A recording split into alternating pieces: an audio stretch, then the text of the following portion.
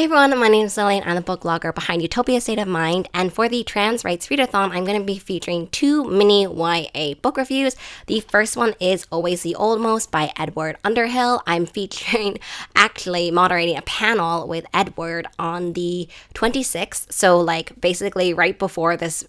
No, not right before, right after this video. So not right after today, I mean right after in the sense of tomorrow, this video. So please tune into our panel. But Always the Almost features a trans pianist, and I have the worst memory for names, but for some reason I want to say Miles. I could be completely wrong. Is it Miles? Oh my god, I was right. I'm leaving this in. I was going to edit that out, but I'm leaving this in because it has to be documented. But anyway, Miles is a trans pianist, and so basically his goal for the year is not only to beat his arch nemesis at the Midwest Classical Piano Competition, but also win back his ex-boyfriend. I really loved Always the Almost so much. It has so much heart and so much character.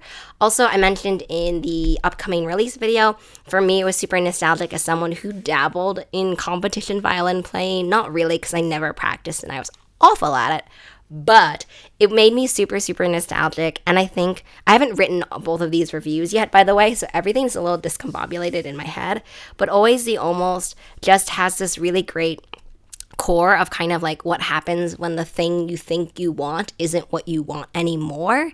Not only with kind of so many various lenses in Miles's life, but that was what kind of, if you had to tell me, or if I had to tell you what the core theme was, that to me is the core theme. Because Miles meets a new boy in town, Eric, and that kind of changes how he thinks not only of himself, but also his relationships and what he wants and his ambitions and his friendships. So honestly, Always the Almost was one of those YA contemporaries where I just have to recommend it to anyone who just loves YA contemporary books. It was so fabulous, and definitely excited for my panel tomorrow. And the final mini review that I want to give to you, which I know it's a very short video, but I don't often do, actually I don't ever do review videos, so this is kind of weird for me to be filming. I don't really ever do these videos. I do post all my book reviews on my blog, so let me know if you want to see book reviews in video format. It just feels like I feel like I have to do kind of mini reviews and wrap up style almost for all of them. But anyway, I finished today before filming Under and Santi Were Here by Johnny Garza, and I loved it so much. It made me cry a few different times.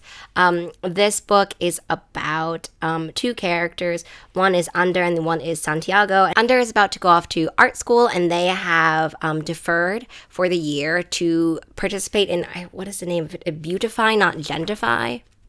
Yeah, I think so.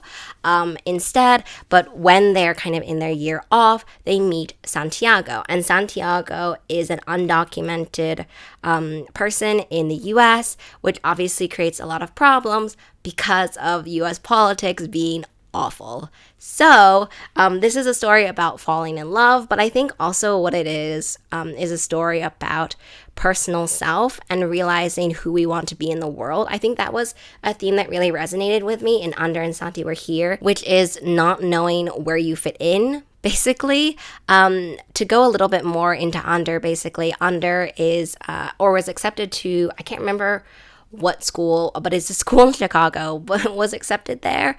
But all of the conversations that they have with their advisors are very much very microaggressively, racistly weird. So basically, on one hand, Under was rejected from one school because their art was too not artsy enough. Whereas on this side, Under has been accepted to the Chicago Art School, but they always want them to do the same thing. So basically, cactuses only kind of vibe. And so Under is really stuck between this rock and a hard place of figuring out where their own personal art style and own personal sense of self lie, being sort of tokenized and racist, seen in this lens, but also how do you succeed in this world? That is a theme, definitely, in Under and Santi Were Here. I think that it is such a resonance, or it resonates so much with people because, especially as a person of color, this is a conversation that has to happen all the time. This interrogation of identity, figuring out sort of what your place is, and if your place is really to be kind of like tokenized, and how do you manage that, like all of these different things. And I felt like that theme in Under and Santi were here is fabulous.